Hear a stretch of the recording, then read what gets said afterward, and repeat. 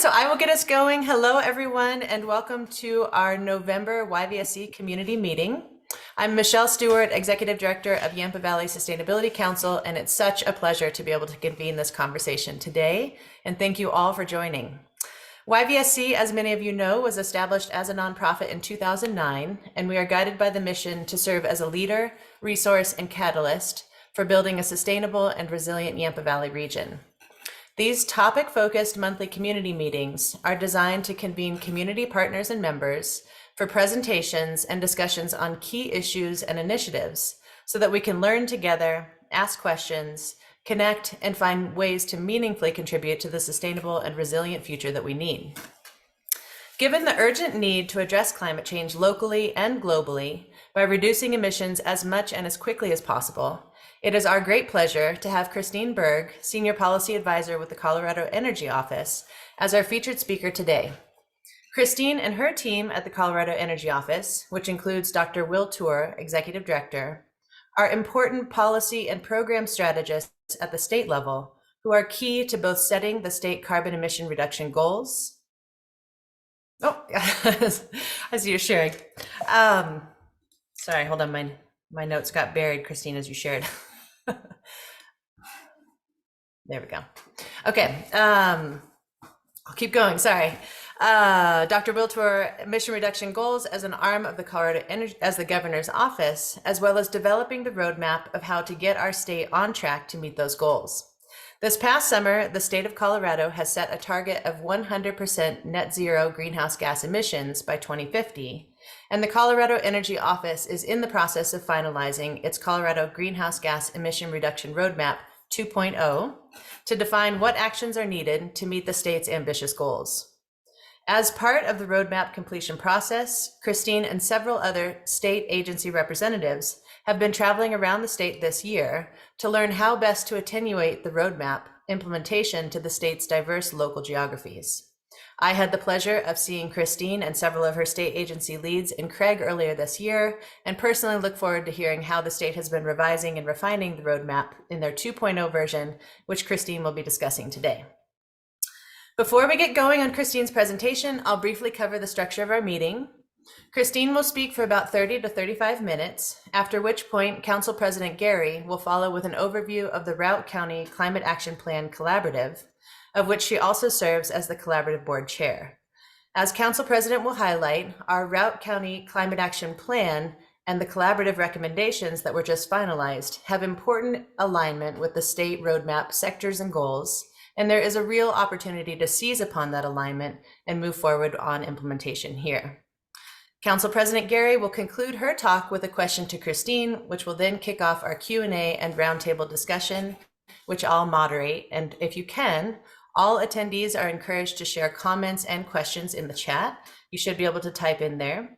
And YVSC will pass all comments and questions on to Christine and her colleagues at the Energy Office. And this can be another way of engaging with stakeholders across the state.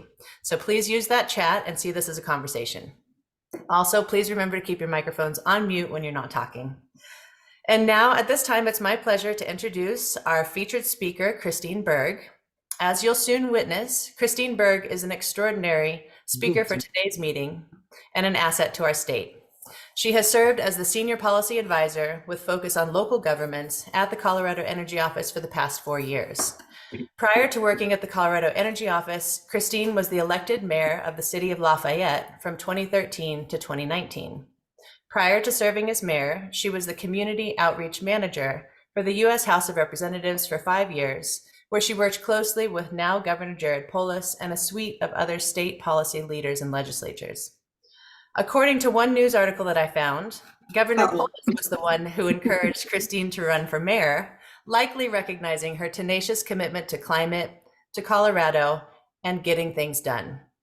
Christine describes the local government level as the place where the rubber meets the road, and her perspective on this is shaped by the hard work that she put into her local office and position in Lafayette to advance climate action, which in the end shifted some major oil and gas trajectories in her area. Now, in her state role, her knowledge of how local government operates is directly in the service of connecting state resources with the diverse contexts and needs throughout the state. Her commitment to working in partnership with local government was shown here locally in Routt County and the city of Steamboat Springs just last year, when Christine and her Colorado Energy Office colleagues wrote a letter to City Council supporting them in their efforts to balance costs and climate action in their building of the new City Hall and fire station, which ultimately ended up being all electric and is a great climate win for our community. And to further underline the Colorado Energy Office support and willingness to be a resource to our local government, Christine herself joined the City Council discussion on the City Hall Fire Station energy systems well after 9 p.m. to provide comment and be a resource and partner to that discussion. And lastly, something that I personally find inspiring as well is that Christine is also the mom of 2 daughters, both of whom she had in office as the mayor of Lafayette. So Christine personally understands the challenges and needs to commit fully to climate, to service, and to family, and we all benefit by her commitment and exceptional expertise that she brings into the service of our state and local climate efforts. Christine holds a bachelor's degree in anthropology and archaeology from Minnesota State and a master's in nonprofit management from Regis University. So now, Christine, it's my great pleasure to turn the floor over to you, and welcome. I mean, Michelle, that was like the best bio I've ever had. Are you kidding me right now? Thank you. It was like a walk down memory lane. I actually am dragging my daughters to a meeting with Lafayette later today to talk about our energy performance contracting. So they get to go all sorts of places. They're 6 and 10 now, so a little bit older, but I was the mayor that always had my babies with me. So thank you so much for that. Sorry, I preemptively got my slide deck up here, but you could peruse our roadmap timeline. It's been a very exciting time in the Colorado Energy Office. We went from 30 staff about 4 years ago to almost 80 staff today. So I'm struggling to figure out who does what as we expand our programming, both from state legislation and all of the federal programming and funding that comes in. So this is our little timeline from when we launched our roadmap starting in 2021. We set our plan on how to meet our climate targets and including statewide near-term actions. And so far, so good. We are looking like, it was time to do a reboot because by 2022, we had completed or were underway on 95% of our identified near-term actions. So you'll see a little bit of that later in the presentation, but it was time to go back out and talk to stakeholders, including Michelle and other folks. We had a meeting in Craig. We're coming back through in December, so we'll see you again very soon to talk about our next near-term action list and hoping to release our roadmap 2.0 with our near-term actions listed in kind of our legislative priorities coming up in the new year. So you're not getting the A team on this modeling stuff. I'm not the tech person or the strategic tech person, but we just released, I think it came out on the website yesterday. So this was good timing because I know you wanted a little bit of information on an update on the roadmap. So we did receive our modeling from RMI. And so I have some links, but it's pretty interesting what came out of the modeling. So we looked at the action the state has taken since adopting the original roadmap, as well as impacts of recent federal legislation. And the really good news is, without any new rules or laws beyond what is already underway, Colorado is more than 80% to meeting our statutory goal of a 50% emission reduction in 2030 from 2005 levels. Now, how do we get all the way to 100%, right? So this is where the modeling comes in. So the scenario that they created, sort of the modeling scenario, included actions the state has taken over the last 6 months through legislation that created over $100 million a year in clean energy tax credits. This includes the Clean Car and Advanced Clean Truck standards, greenhouse gas pollution reduction requirements for manufacturers, methane intensity monitoring and reduction requirements for oil and gas, solar-ready and electric-ready building codes, energy performance standards for existing large buildings. So this is where we get into the weeds a little bit, but there are these different scenarios based on how far, how fast, and the cost. So I'm not going to get too far into it, but depending on which pieces we would elevate, right? If it's just entirely wind, battery, and solar, or if we looked at some geothermal and hydrogen as well. So these are the installed capacity in megawatts of different energy, right? So this is like a, the different scenarios, the different modeling. One's called economic deployment, one's called optimized 100, one's called accelerated geothermal. It's of note that with hydrogen, for example, we're still in the nascent stages. We don't know if the development will be rapid, if it will be cost effective. So some of this is very kind of, what are the best case scenarios, with the understanding that some of these technologies may accelerate rather quickly in the next 10 years, right? So we know there's a ton of research funding going into hydrogen. Geothermal, when we talk about geothermal, it's not your heat pumps, it's actual geothermal energy generation on a large scale, which is still very nascent as well. So this is just kind of looking at the different configurations on the different scenarios. This is kind of like a little line graph. As you can see, what was really surprising about the modeling is kind of regardless of which piece we choose, you can see based on market forces, based on the really inexpensive cost of solar and wind, you see that chart kind of do a big dip in 2030, kind of 2032, regardless of which pathway we choose. Now the cost is very dependent on how things kind of shake out, but it's interesting. We didn't predict that the modeling would be so closely sort of together. This is an interesting natural gas kind of graph about if we maintain or if there's development of some new natural gas resources, what does this look like in our trajectory? Understanding that the natural gas infrastructure that we currently have is cost effective because it's already built, right? And I'm going to show you the next slide, which will make a little bit more sense. But as you can see, you start to see retirements of natural gas as we get into 2030. And obviously, things start to shift around a little bit. What's interesting is this is our projected decrease in electricity from gas capacity. So the current modeling, there's one model that's like, no natural gas, retire it, go right straight to hydrogen by 2040. We don't know if that's possible. However, most of the modeling, we would be down to like 2% of natural gas use as a backup.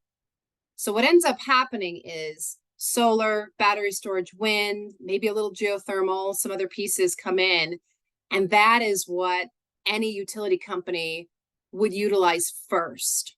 And so you start seeing this ratcheting down of natural gas being a larger player all the way down to 2%. So it really is incredible to see that by 2040, again, we're around like 2% of natural gas being kind of a backup electric component.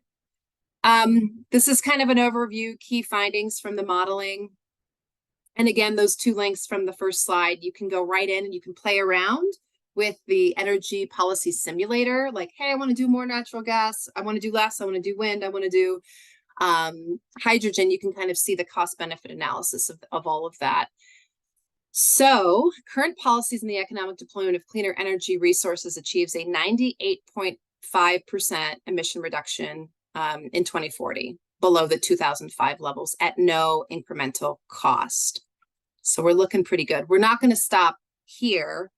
We're going to continue to provide, and I don't have a good snapshot of legislation yet. It's still like under conversation, but there will be additional legislation to ratchet our greenhouse gas down even further. The analysis of the zero greenhouse gas emission scenarios show that a technology neutral approach results in the least cost approach to having an emission free electrical grid. So understanding that maybe we don't cut out natural gas straight away, that it's ratcheted down, sort of that really looking at the above all approach, understanding that market forces are already pushing renewable energy to the top. Across all scenarios, the vast majority of electricity is provided by wind, solar, and batteries. And under current cost assumptions, the zero emissions technology neutral least cost approach selects a substantial amount of hydrogen, as well as a modest amount of geothermal to complement wind, solar, and batteries. So again, hedging our bets with that assumption that there will be an accelerated development of hydrogen and geothermal generation. anyways, so this is, yeah, I don't need to go into all the details, but yeah, you add a little geothermal in, and you get some additional installed capacity for energy generation. So it could be that if geothermal ramps up, it can displace hydrogen and battery storage as one of our main energy generators. So sorry, I'm happy to try to answer questions on this, but it's brand new. We just got an overview of it yesterday from our policy team. And again, I would just, if you're interested, there's like a little bit of a overview that I have linked in the slide deck, as well as the simulator, which is really, really cool to look at. But regardless, the big message is we're doing really, really well because we've implemented so many different emission reduction strategies across the sectors. So it's pretty exciting stuff. All right. This is going to be fun and fast, but I'm going to go quickly through federal and state funding and resources for local governments, and know that my usual audience is local governments, but certainly a lot of the funding sources, when identified, can also be used for nonprofits. For example, this federal direct or elective pay, big news. For the first time ever, tax exempt organizations can apply for tax credits. So this is really revolutionizing the way that we think about solar deployment, large scale solar, wind, battery storage, and geothermal. There are some caveats, but it can be up to 30% or more. You can get almost all the way up, I think, to 50%. And I'll get into that a little bit further, but it does include energy storage, facilities, wind, geothermal, rooftop and offsite solar, EV infrastructure, and vehicles.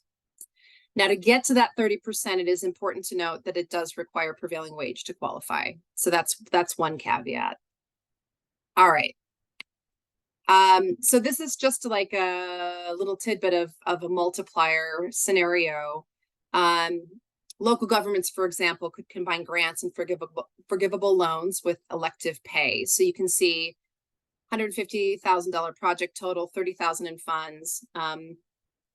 Money that you spend, $80,000 say in a DOLA grant, and then you could also get a federal grant for $40,000. So you start to really ratchet down the cost of your project.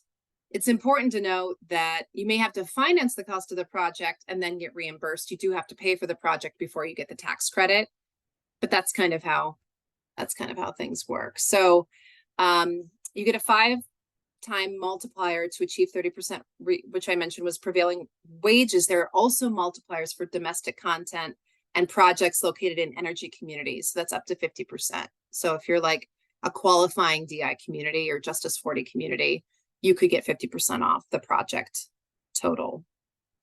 Pretty exciting.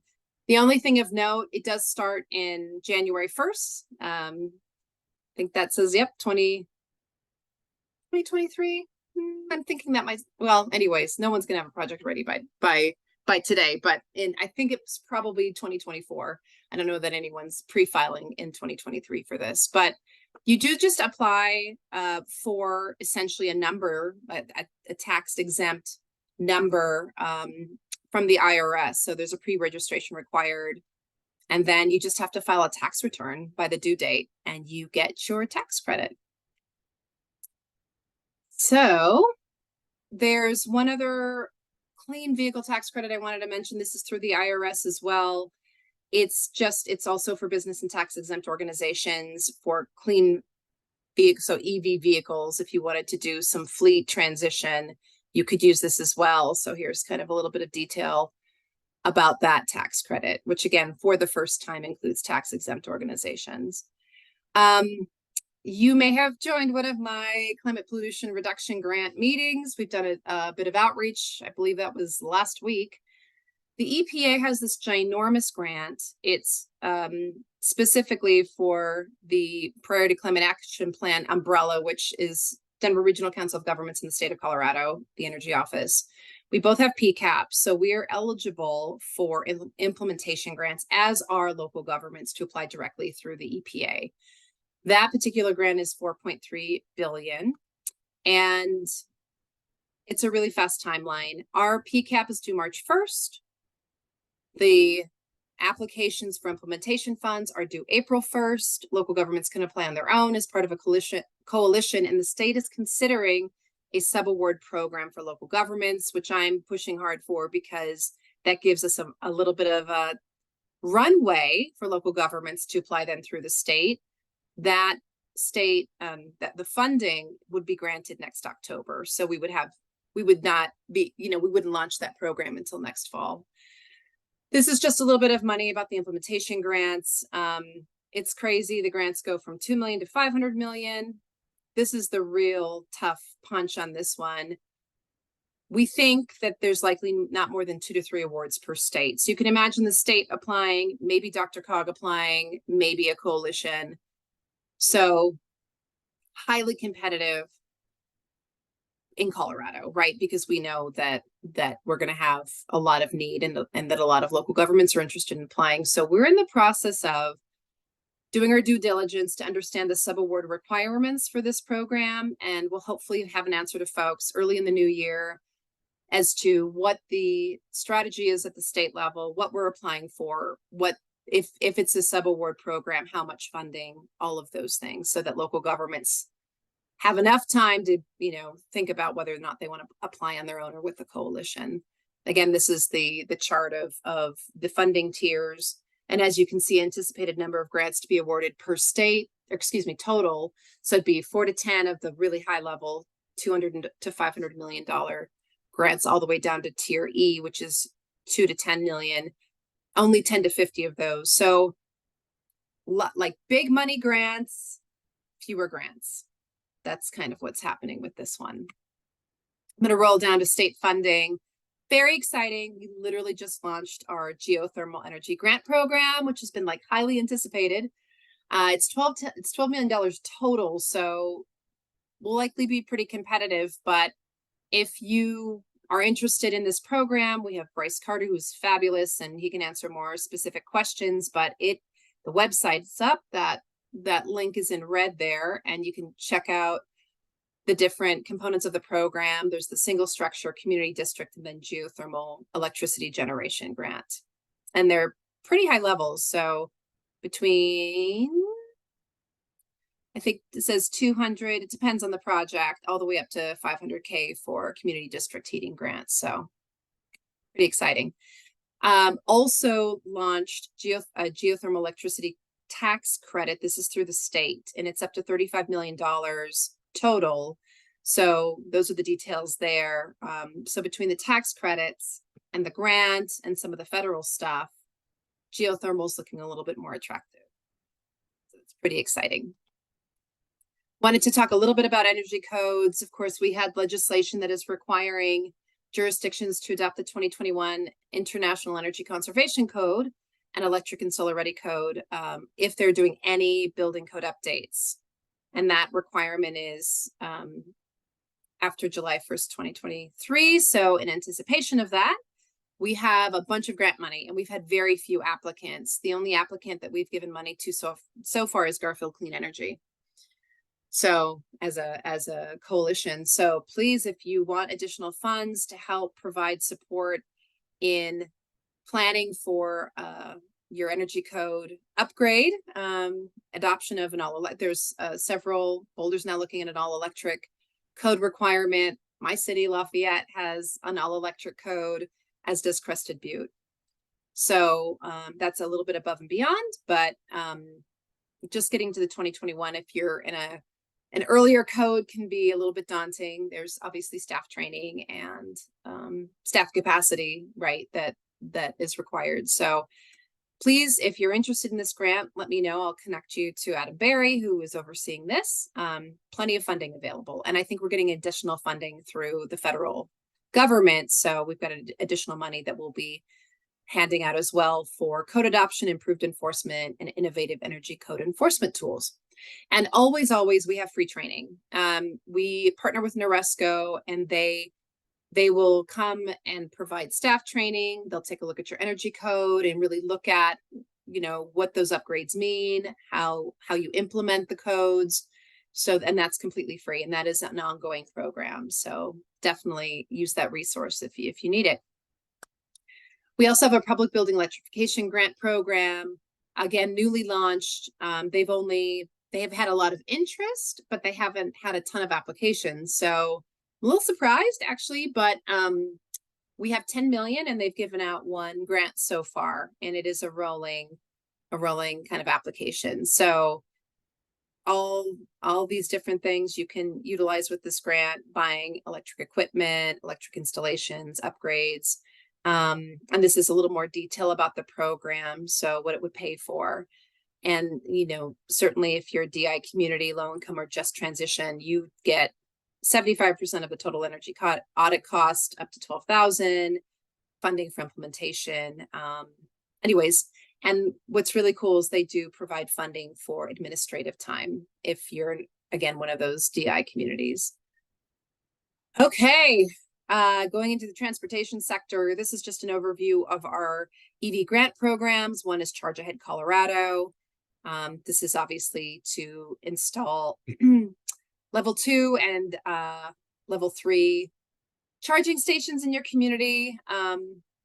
And then we also have Fleet Zero, so that's for fleet electrification. Here's a little bit more information about Charge Ahead.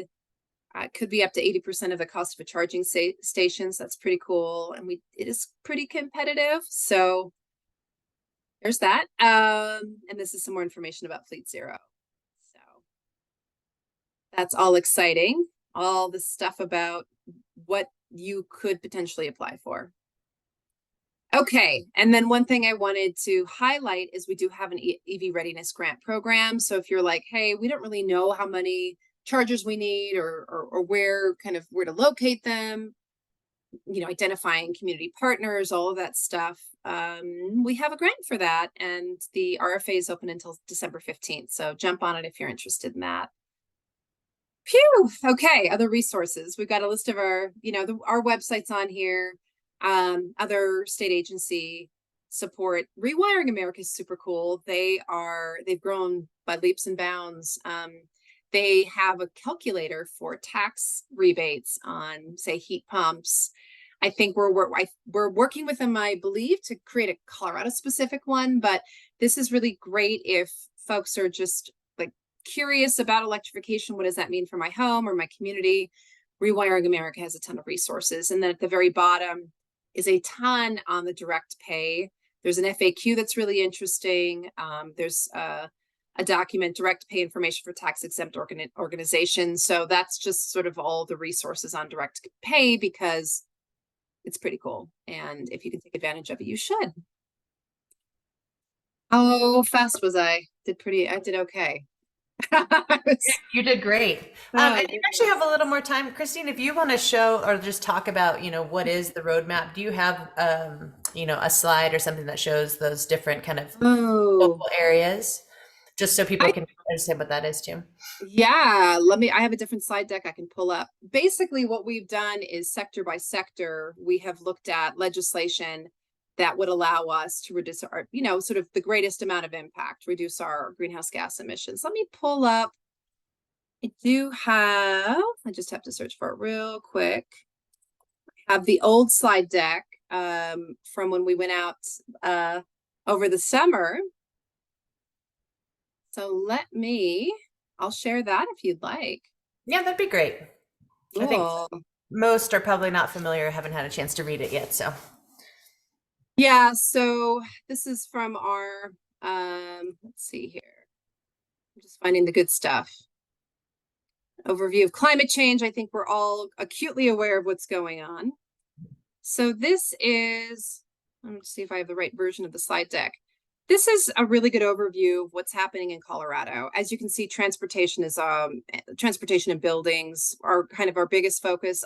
Electricity production, we've been really working with Tri-State and Excel, because those are have oversight by the PUC. So they are hitting their 80% reductions by 2030 marks. They're hitting that and exceeding it with their increase of renewable energy. So renewable energy generation. So some of the stuff I talked about was highlighted, regulations around natural gas and oil.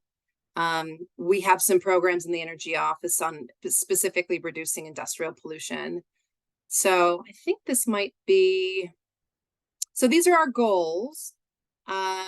50% reduction by 2030, which we're going to hit no problem, 90% by 2050. And as you could maybe have seen on those other graphs, we're actually doing really well in that capacity. So this is just a list of some of our accomplishments so far.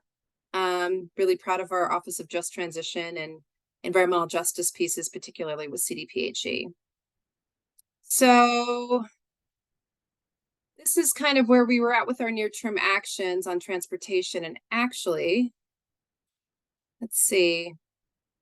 I actually think it's a different slide deck that may have kind of our overall near-term action final draft. So actually, let me pull that up. That might be a little bit more helpful for you. Let me find the right slide deck. We have quite a number of slide decks you can imagine on the roadmaps. Let me find the right one.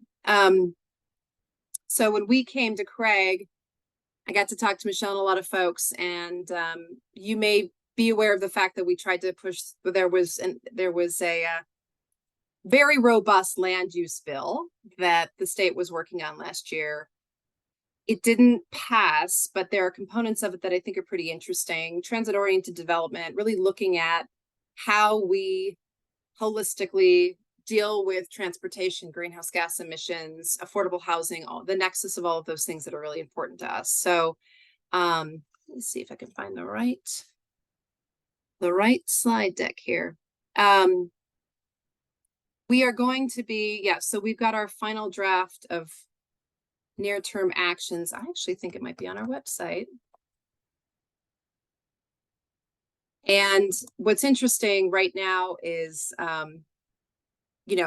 legislatively, how do we really complement what's, sort of the federal funding coming through, the state funding coming through, and build on that. And I don't know if you're familiar with our Strong Communities grant through the Department of Local Affairs. It was so oversubscribed. We actually had $121 million in requests that couldn't be funded, which is enormous. But that particular grant, again, was really looking at infill, transportation, affordable housing, and funding those really innovative projects.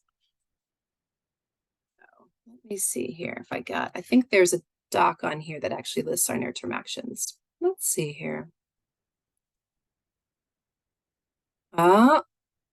There is a report.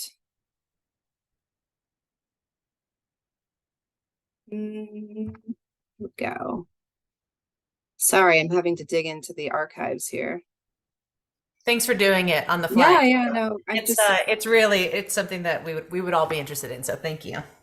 Yeah, I'm just going to share. Let's see here. There's a final report. Oh, that's for 2021. Give me one more second. In the meantime, why don't I answer some questions on all of the stuff I just threw at you? Here we go. We have a question about access to slides, and it sounds like you're very willing to share those. Oh yeah, in fact, I can share them I think with Zoom I can share. Okay, and we can do a follow-up email too, so don't worry about doing that. Okay. And then people have your access to your email too. Yeah, you guys can bug me by email. There is the slide deck. Okay, great. So I'm looking at that now.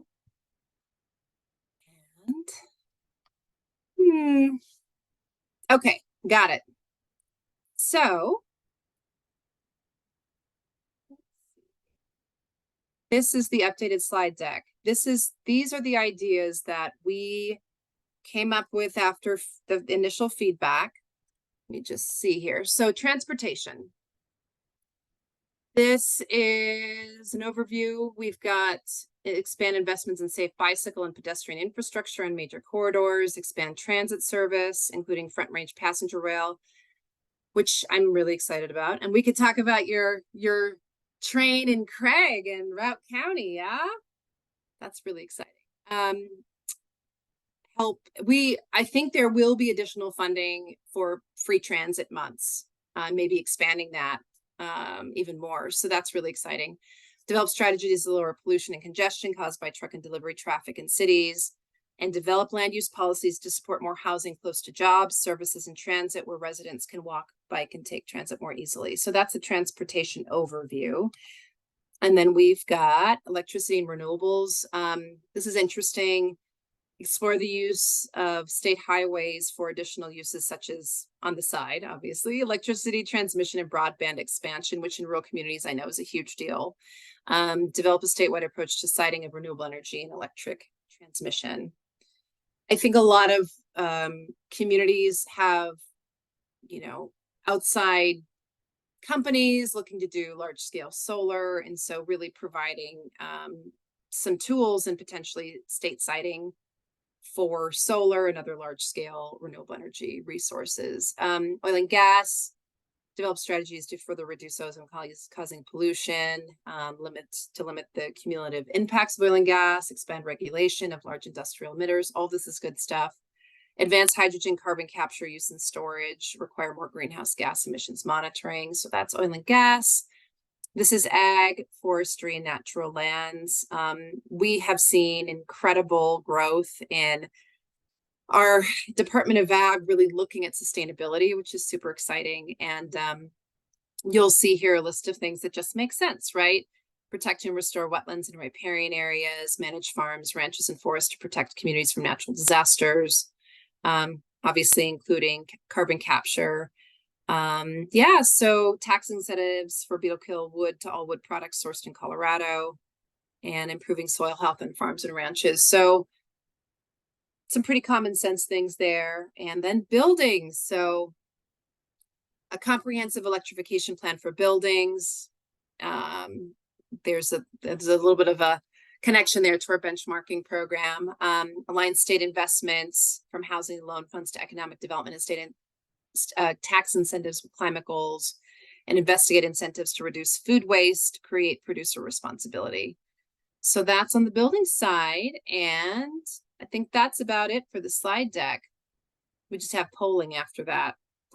So that's a little bit of an overview of the direction that we're moving in on our 2.0 roadmap. So yeah, sorry, that's a lot of information for all of you, but I can say that it's been pretty incredible to see the interagency work that has gone into all of this, and just how we're, we have obviously we have the Office of Transition, and we've also created a climate preparedness and disaster office. I think we're one of the first in the country to do that as well. So looking at not just climate, renewable energy and all the things we need to do to reduce greenhouse gas pollution, but also really looking at mitigation and adaptation, kind of the reality that it's getting hotter, and communities that don't traditionally need air conditioning are going to start having to think about that. So the state's really, I think, progressive and seeing how all those pieces come together. So great. Well, Christine, thank you so much. That was a really wonderful overview. And as I've mentioned before too, it's just such an important connection for us at the local level, city, municipality, county level, to really connect with the state. And so this is a really helpful conversation. And so thank you for your time. yes. We will have a Q&A that will kick up after we have Council President Gary. She is going to provide an overview of the Routt County Climate Action Collaborative. So we do have a county-based climate action plan, which is in alignment with the state plan. So at this time, it's my pleasure to welcome President Gary to the floor. All right. Well, thank you, Michelle, and thank you, Christine. That's exactly a lot of information to absorb, but certainly a lot of good news in terms of moving forward. And again, I think has been noted, the next couple of years really are course setting, for our community, for the state, and, particularly our community on a number of different fronts. And that, by working collaboratively together, I think we can find solutions. So we certainly, see the Colorado Energy Office as an important partner, and really appreciate, the leadership that has been shown by Governor Polis and, by your office. As a tourist-based economy, with the rich agricultural heritage as well as abundant, recreational opportunities, we definitely understand the threat that is posed by climate change. And again, just appreciate your leadership.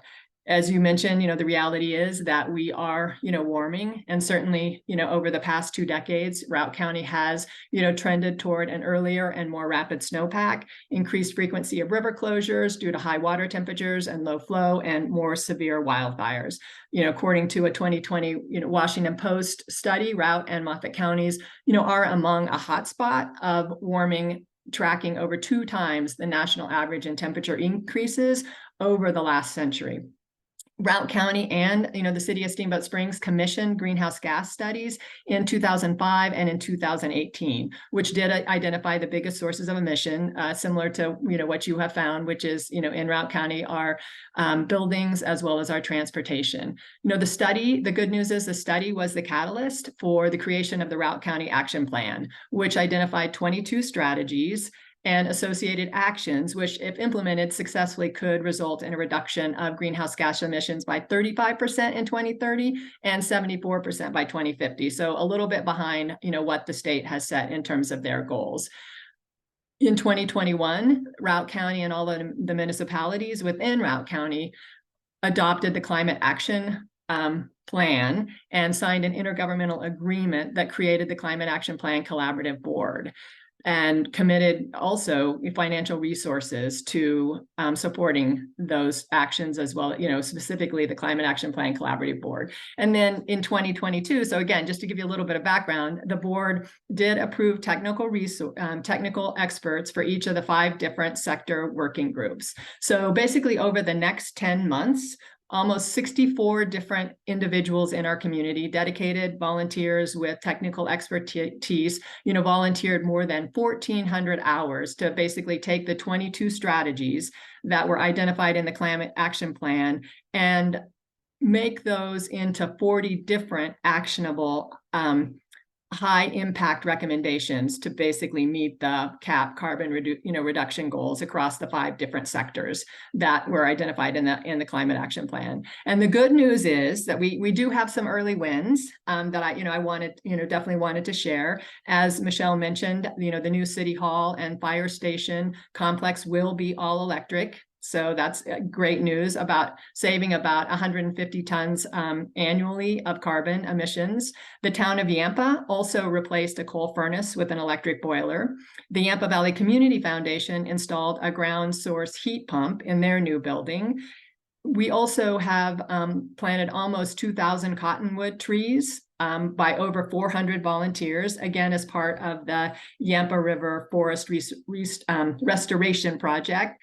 And then the city of Steamboat Springs also adopted a local preference procurement policy so that we will give preference to local businesses when contracting out projects that are that cost more than $10,000. But I think, so where we are now is that the next steps are really going to be more challenging. And, we've gotten what we might, identify as some of the early wins, which were, already in place. And so really want to talk with you and get your insight in terms of how we align kind of our actions on a going forward basis with those of the state. And, particularly here on the Western Slope where we have limited workforce, how do we make those recommendations become business as usual? Because we do have, the good news is in terms of the actions that you identified, a lot of those are in our Climate Action Plan as well. So any sort of insight, recommendations, thoughts you have, I'm certainly, we'll all be anxious to look at that, the deck that you provided and dig into those resources, but maybe at a high level, you can speak to how you see us collaborating going forward. What a great question. I mean, I think obviously I would love to hear a bit about capacity, because some of this stuff isn't going to happen unless you have more human beings to do the work. So I don't have it in this slide deck, but we are working, hopefully we'll get the funding soon, but we do have some funding from the EECBG federal grant, and I'm actually earmarking a good portion of it for staff capacity. And, obviously as just transition communities, you would be highly qualified. So that particular grant, again, we haven't received the funding yet, so I haven't actually put out the application or anything, but it would be to pay for a staff member, and it could be shared county city, it could be shared regionally for 3 years. And you could match, I'm thinking around 70 to 80,000 per year. And, you know, communities could match that if they need it. It needs to be more money or whatever that looks like. But recognizing that so much of this work can't be done unless you have more support. So I think that's the biggest piece. I know that the COGS have grant support writing for some of the federal funding. So, you know, certainly tapping into that. But I think coalition building and, you know, almost every grant that's out there or funding opportunity, if you have a nice coalition, you have such a better chance of receiving that funding, and that's pooling those resources as well. So, I mean, certainly thinking about how to like leverage, you know, this wonderful group, right? And Yampa Valley and Sustainability Coalition, and ensuring that if you work together, you're going to have a far more success just implementing this stuff. But is there any particular state or federal grant programs or funding or tax credits? Are any of those speaking to you today? Like you think, oh, that this one would work really well for us, because, you know, getting you in direct contact with those that are supporting those programs is a good idea, because some of them are pretty competitive. Some of them are going to, I'm again surprised the public building electrification grant isn't oversubscribed yet, which is amazing to me. So some potential there. Yeah, no, thank you. Yes, absolutely. There are lots, you know, kind of looking through your list. There are a number of different, I think, opportunities in terms of moving forward. And I see that we've got Ginger Scott, who is our city grant writer and really, you know, very good, is on the call too. So I think we can definitely regroup and expand right beyond the city to look at what can be done on a Routt County basis. And certainly getting some technical expertise and capacity is huge, right? Because I think there's a lot of entities that are ready to move forward, but are just running into a lot of different roadblocks. So, you know, appreciate the support. Yeah, and interestingly, I don't know if you've ever worked with like ICLEI or other consultants. They can really provide a lot of that technical support. And if you're a member of the organization, it's pretty cost effective.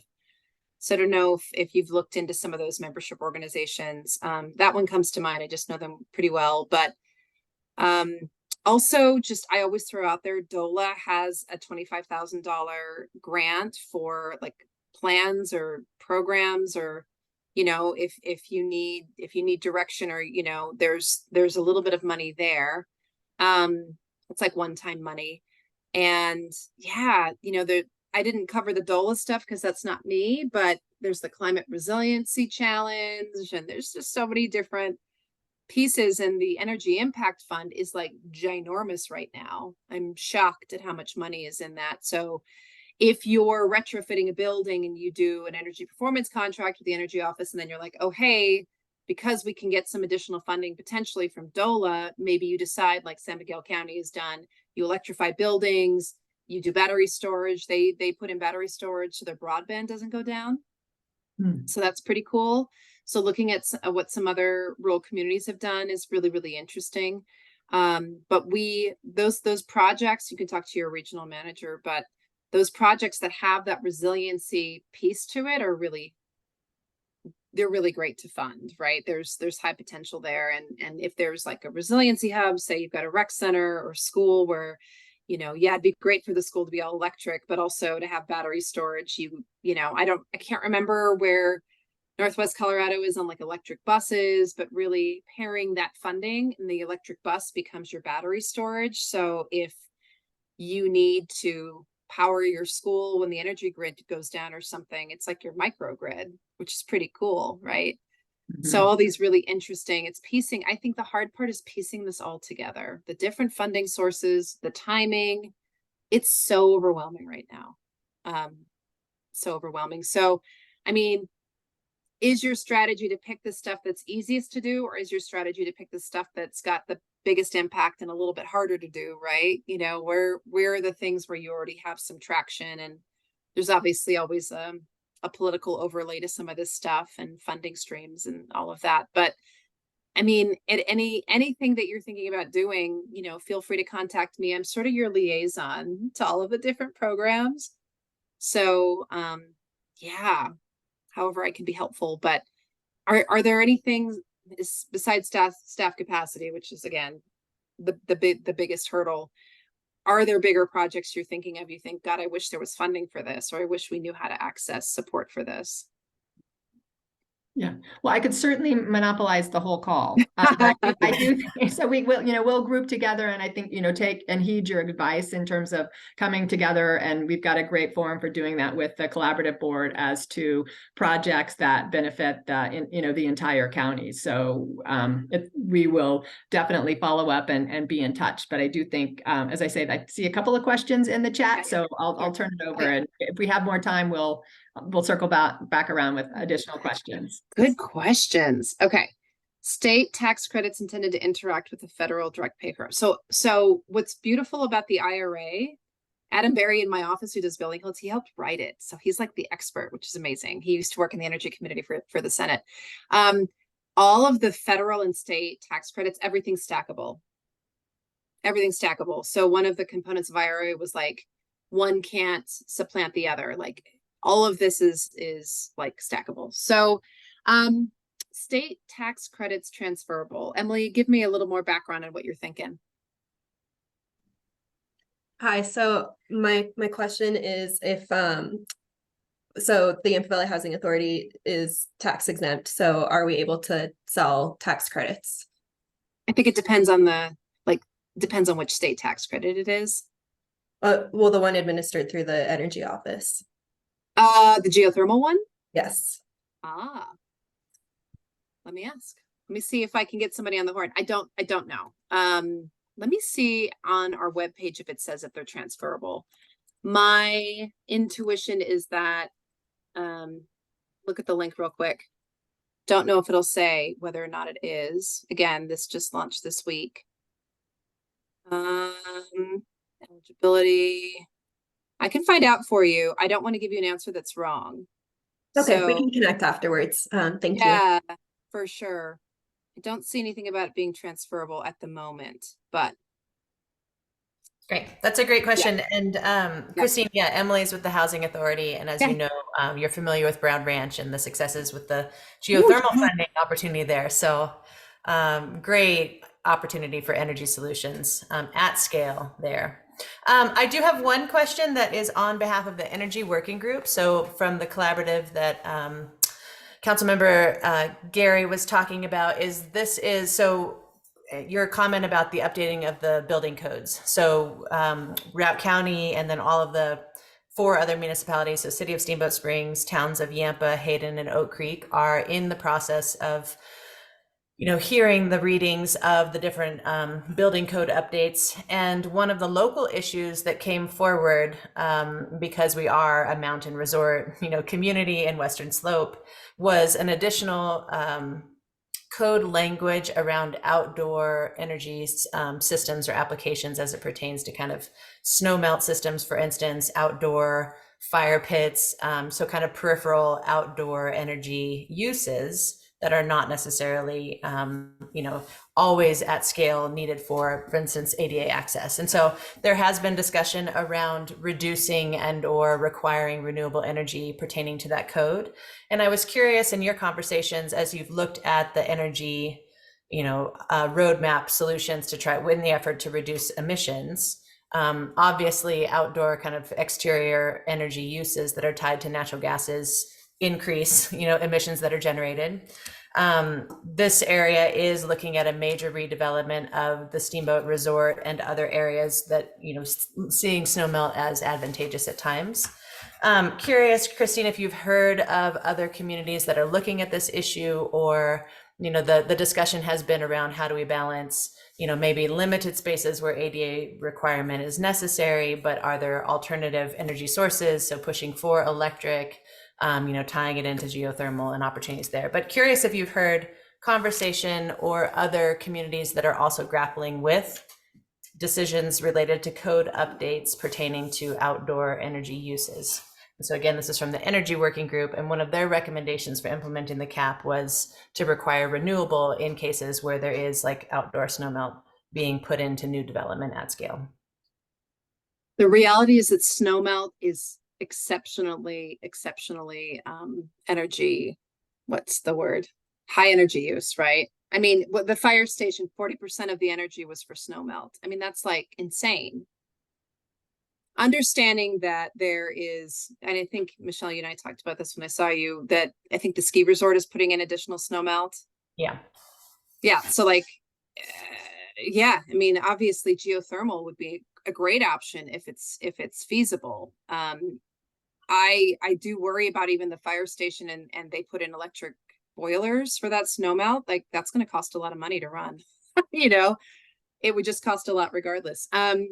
Yeah, I think geothermal would be, and again, I'm not like the technical expert on this stuff, but it seems to me that if we really want to get off natural gas, we really have to look at what are our priorities. And, you know, again, you don't have control over what the ski resort is putting in, neither does the state at this point. But it seems to me, is it, you know, electric with an offset? You know, are there ways for them? It's going to be expensive no matter what energy source they use. So I think it's, you know, we were at the Mountains 2030 conference, and I feel like this came up in some of the sessions. Yeah. Yeah, I think if it's happening, it's geothermal and or there's an offset. I don't see how you can get around high cost if it's electric, you know. And like, where do you put solar? You know what I mean? Like solar seems like a good option, but often it's just the amount of solar you would need to probably offset on-site solar, if you're going to do on-site solar, to offset that. I don't know. Or maybe there's an opportunity for, if you look holistically, you know, is there an opportunity to have battery storage somewhere that then is you know, providing that snow melt when the sun's not shining? I don't know. It's a good question. I think I was just talking to some freshmen at CU the other day.